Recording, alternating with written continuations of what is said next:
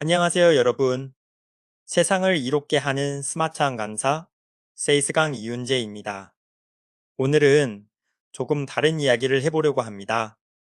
재테크도 아니고, 건강 정보도 아니고, 부부가 함께 맞이하는 노후를 인문학의 눈으로 한번 들여다보려고 해요. 책의 이영 선생은 말년에 도산서원으로 물러나 앉으며 이렇게 썼습니다.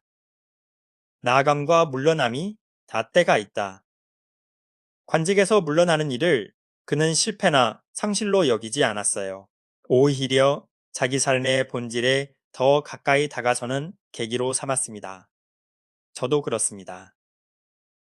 18세에 철도청 구급 공무원으로 시작하여 39세에 사무관 승진, 그리고 50세에 공기업인 한국철도공사 1급으로 퇴직한 전직 공직자입니다. 그리고 제 아내의 오랜 교직 생활과 4년 후 62세로 정년퇴직. 우리 부부는 각자의 자리에서 사회가 요구하는 역할을 온전히 완수했습니다. 이제 남은 시간은 누군가의 필요를 채우기 위한 시간이 아니라 우리 두 사람 자신을 위한 시간입니다. 현대 서구 철학에서도 은퇴를 바라보는 시선은 비슷한 결을 갖습니다. 철학자 하이데거는 인간을 죽음을 향한 존재라 불렀지만 동시에 그 유한성을 자각하는 순간이야말로 인간이 가장 본래적으로 살게 되는 순간이라 했어요. 경제적으로 자유로워진 지금 우리에게 주어진 건 단지 시간이 많아진 게 아닙니다. 자기 자신으로 살아갈 자유가 주어진 거예요. 이 자유를 어떻게 쓸 것인가? 이게 오늘 이야기의 첫 번째 질문입니다. 늙음은 삶이 끝나가는 것이 아니라 삶이 완성되어 가는 과정이다. 키케로의 노년에 관하여에서 이야기했지요. 정제 활동을 하지 않아도 되는 상태. 이건 단순한 휴식이 아닙니다. 시간의 성격 자체가 바뀌는 사건이에요. 젊은 날의 시간은 대개 무엇을 위한 시간이었죠? 승진을 위한, 자녀 교육을 위한, 노후 자금을 위한 시간. 하면 지금부터의 시간은 그 자체로 목적인 시간입니다. 장자는 이걸 무의라고 불렀어요. 아무것도 하지 않는다는 뜻이 아니라 억지로 무엇을 이루려 애쓰지 않고 자연스러운 흐름에 몸을 맡긴다는 뜻입니다. 그런데 무의가 나태함으로 흘러서는 안 됩니다. 제 삶을 돌아보면 이미 그 답이 있더라고요. 시를 쓰고 팸플루트를 공연하고 강단에 서는 일들은 이제 생계를 위한 노동이 아니라 존재의 표현입니다. 아리스토텔레스는 이런 활동을 프락시스라고 불렀어요.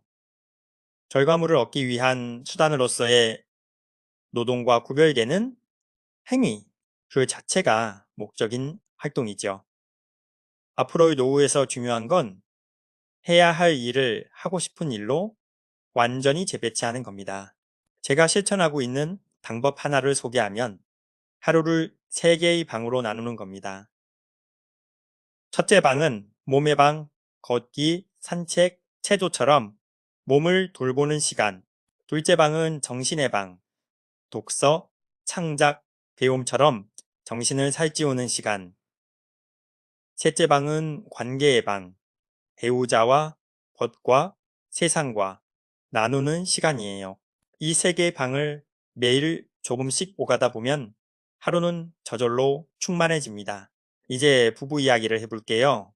사회학자들은 자녀가 독립하고 직장을 떠난 뒤 부부만 남는 시기를 두 번째 신혼 혹은 두 번째 결혼이라 부르기도 합니다. 이 시기는 축복이자 동시에 도전이에요. 서로의 일이라는 완충지대가 사라지고 하루 종일 얼굴을 마주하는 시간이 늘어나기 때문입니다. 실제로 은퇴 이후 오히려 부부 갈등이 늘어나는 현상도 보고되고 있어요. 공자는 부부의 도리를 상경여빈, 즉 서로를 손님처럼 공경하라 라는 말로 압축했습니다. 오래된 부부일수록 예의를 잃기 쉽지만 진정한 친밀함은 예의 위에서만 오래 지속된다는 뜻이에요. 함께하는 시간을 늘리되 각자의 고유한 활동을 존중하고 지지하는 균형이 필요합니다. 저는 창작과 강의를, 아내는 아내대로의 관심사를 지켜나가는 거죠. 좋은 결혼이란 두 그루의 나무가 뿌리는 얼키드에 가지는 서로의 하늘을 가리지 않는 것이다. 라고 칼릴 지브란의 예언자에서 변형해 보았어요. 구체적으로는 따로 또 가치의 리듬을 설계하는 게 좋습니다. 매주 정해진 요일에 함께하는 휴동하는 것. 예를 들면 산책이나 여행이나 문화생활을 두고 나머지 시간은 각자의 몰입 대상에 온전히 집중하도록 서로 허락하는 거예요. 이건 소원해지는 게 아니라 오히려 만날 때 나눌 이야기를 더 풍성하게 만드는 지혜입니다. 이제 조금 무거울 수 있는 이야기를 해볼게요. 바로 유한함을 응시하는 용기입니다. 인문학이 노년에 줄 수 있는 가장 큰 선물은 죽음을 회피하지 않고 정면으로 바라보는 태도예요. 몽테뉴는 수상록에서 이렇게 말했습니다. 철학한다는 것은 죽는 법을 배우는 것이다. 이건 비관이 아니라 오히려 삶을 더 진하게 살기 위한 역설이에요. 유한함을 인정할 때 오늘 하루의 산책, 오늘의 대화, 오늘 쓰는 한 편의 시가 더없이 귀해집니다. 한국 전통에서도 죽음은 삶의 연장선에서 다뤄졌습니다. 제가 요즘 가문의 기록을 정리하고 애도의 언어를 다듬는 작업을 하고 있는데 이게 우연이 아니라 이미 이 유한성을 성숙하게 마주하는 실천이었다는 걸 새삼 깨닫습니다.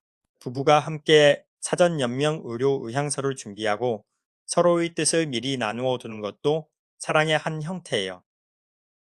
죽음을 준비하는 대화는 무겁지만 그걸 미리 나눈 부부는 오히려 남은 시간을 더 가볍고 자유롭게 살아갈 수 있습니다. 정리해 볼게요. 우리 부부만의 노후를 위한 5가지 지침입니다. 첫째, 하루에 몸과 정신과 관계의 3방을 고루 거닐 것. 둘째, 상정여빈의 마음으로 서로를 대할 것. 셋째, 따로 또 가치의 리듬을 설계할 것. 넷째, 창작과 배움을 생계가 아닌 존재의 언어로 이어갈 것. 다섯째, 유한함을 함께 응시할 것. 그리고 죽음과 돌봄에 대한 대화를 미리 나누어 두려움이 아닌 감사로 남은 날들을 채우는 겁니다. 마지막으로 하나 더 말씀드리고 싶은 게 있습니다. 인문학이 노후에 건네는 또 다른 화두는 나 너머로 향하는 시선이에요. 유교 전통에서 노년은 단순한 개인의 안락이 아니라 공동체의 지혜를 돌려주는 시기로 여겨졌습니다. 제가 어촌 대장님들께 디지털 문해력을 가르치고 공직자와 학생들에게 인성과 윤리를 강의해온 일들도 이런 전통의 현대적 실천이라 할 수 있겠죠. 생계를 위한 강의에서 벗어난 지금이야말로 이 활동을 더 순수한 형태의 사회적 기여로 다듬어갈 좋은 기회입니다. 두 번은 늙음하게 이렇게 읊었습니다. 인생 70고래희. 사람이 이른까지 사는 일은 예부터 드물었다는 뜻이죠. 지금 저와 아내가 서 있는 이 자리는 옛사람들이 그토록 귀하게 여기던 시간입니다. 부채 없이 죽을 때까지 매달 정해진 날에 입금되는 전체 가구 소득의 10% 범위 안에 드는 경제적 여유가 뒷받침된 지금. 정말로 남은 과제는 재테크가 아니라 어떻게 이 귀한 시간을 나답게 그리고 우리답게 채울 것인가라는 인문학적 질문이에요. 시를 쓰던 손으로 아내의 손을 잡고 강단에 서던 목소리로 서로에게 다정한 말을 건네는 것. 그것이 제가 그리는 노후의 가장 아름다운 방향입니다. 33살 때부터 목표로 했던 월 1000대사에 안착하고 보니 절로 신이 나고 아픈 곳도 모두 사라진 듯 합니다. 여러분의 노후는 어떤 모습이신가요? 댓글로 여러분의 생각도 나눠주세요. 오늘도 세상을 이롭게 하는 스마트한 강사 세이스강 이윤재였습니다. 감사합니다.